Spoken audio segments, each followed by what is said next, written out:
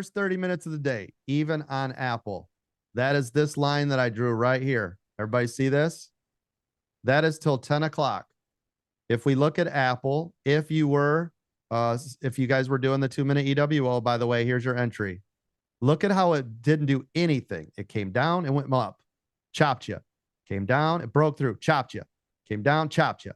Came down, chopped you. There's your first 30 minutes of the day with Apple. Everybody see it?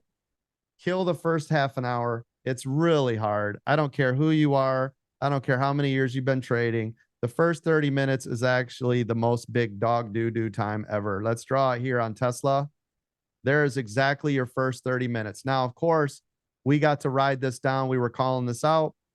Here's your 2-minute EWO. You see how these first two candles are identical in size? Yes, sir. That's a don't touch it.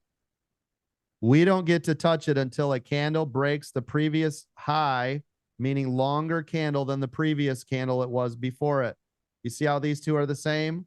Yes, sir. That is not the trade candle, but that one is your winner because it's now taller than the previous candle.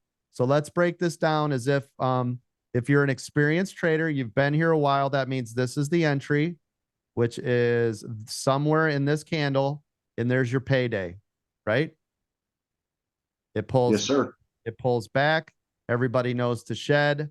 It keeps pulling. We can shed, shed, shed. We get very nervous up here, right? You guys could shed. It's up to you. Otherwise, hang on. But everybody in this room knows 1000%.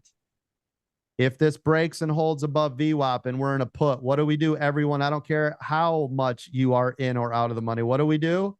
Yeah. Thank you. Thank you.